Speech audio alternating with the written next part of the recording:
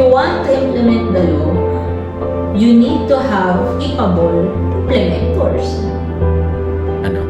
Have some common sense. It's not a situationship, it's a fucking scam.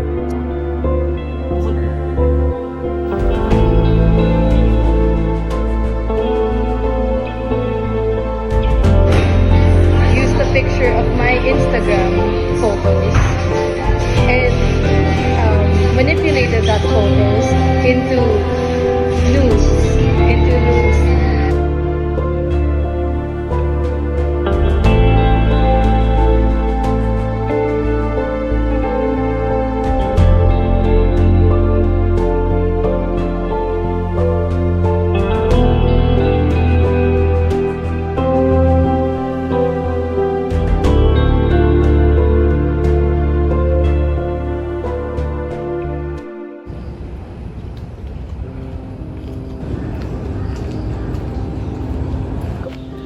So for our first interviewee, we will be interviewing a cyberbullying and scam victim. Now, let's head on to Abe in order for the actual interview.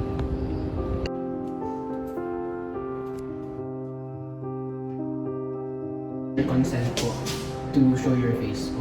Yeah, sure. Okay. Yes. Computer science po. I see. Now that's why it relates to cybercrime. Yes po. My name is Richard. I'm fresh grad. I asked the question of what form or type of cybercrime have you been a victim of? As I've been victim of would be number one, yung scams. Like, scams the way na, ano ba, bumili ako ng sa marketplace, but then, nung dumating, actually not just na dumating siyang sira. It took me 3 months, more than 3 months, a police report or blotter to finally convince the scammers somewhat partner to send in the camera na I bought off marketplace. Now the other cybercrime that I experienced was, well, of course, everyone knows this, typically happens to students, is cyberbullying. At least some way, somehow, we've experienced it once or twice. What advice would you give to people so that they could avoid these cybercrime attacks?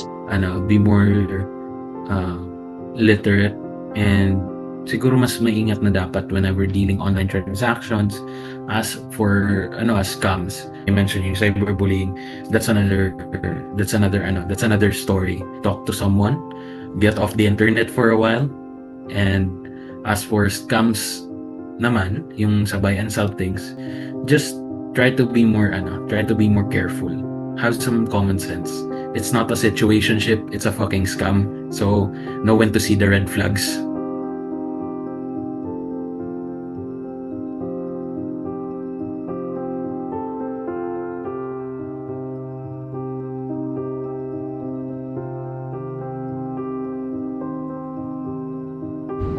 As shown in the first interview, we've seen some root causes and dire consequences of cyberbullying on the victim. To learn more about this, we've decided to interview another victim to recount their experience and how it affected them both mentally and emotionally. Now, this victim specifically is a victim of online sexual harassment. Let's head over to Gab for the second interview.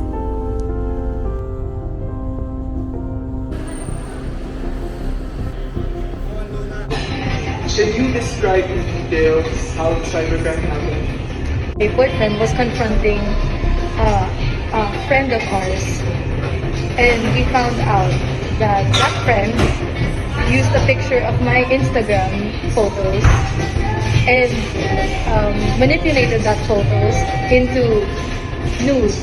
Found out that he paid for changing and manipulating those photos like 3 times. The site wasn't like something that you'd see agad-agad. You would see it like, sorry, this is a really hard topic. What was the effect that cybercrime had on you mentally and emotionally?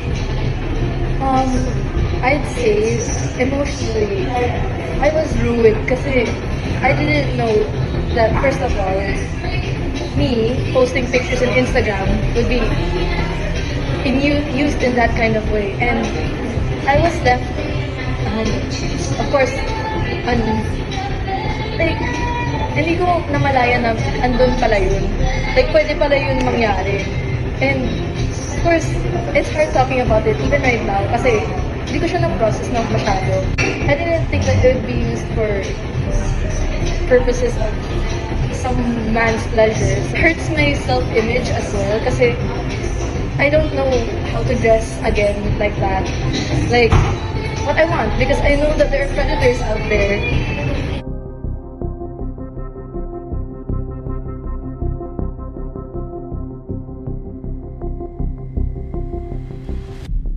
After speaking to the victims, we've come to realize that the victims of cybercrime aren't just mere statistics, they're people too, who've been genuinely traumatized by this experience.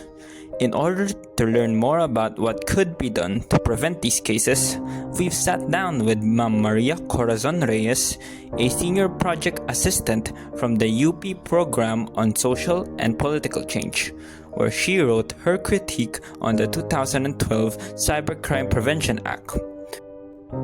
May I ask of what are the most prevalent and effective methods the cybercriminals are currently using? And in your own view, what vulnerabilities are they exploiting for? So, look at the context first of what is cybercrime really. From the history of when it comes to cyber, it means internet. So, what a crime that is committed in the internet.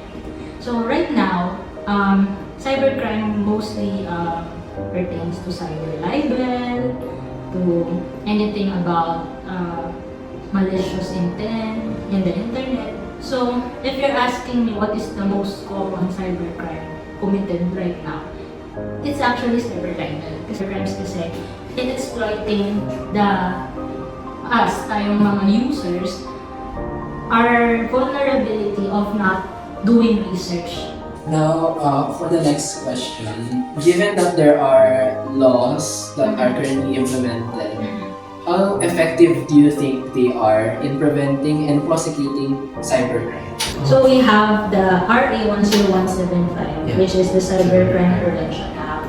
In my policy brief, I stressed that it's kind of peculiar that the law is named as prevention, but it does not detail how to prevent that. It's actually about punishing it, how to prosecute it. What additional measures do you think, whether it is new policies, education campaigns, or technology, do you think would be most effective to minimize the instances of cybercrime? If aside from education, I think it's the inclusion. I mean, not necessarily excluding education. You actually have to include in the basic curriculum at the grade school level of the foundational concepts of using the internet and social media. That is where I'm really interested about. Yung mailagay sa curriculum yung basic foundations of responsible use of social media. Building individual from the young age to have that kind of critical thinking. Hindi ko to dapat paniwalaan agad-agad.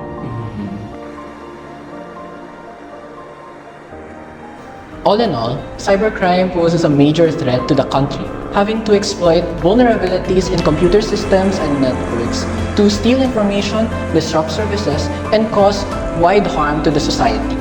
Thus, it is important to enforce laws that prevent these threats from occurring in the first place. However, the current legislation has its own issues that prevents it from being very effective. Thus, it is also necessary to revise existing provisions. Not only that, but the dissemination of information with regards to preventing cybercrime is a must. Now, the internet is a very wonderful place. It is a widely accessible library of information, and yet it contains a fair amount of hidden dangers. And by staying informed, we can make sure that we can make it a safer space. Stay informed and stay safe. Thank you.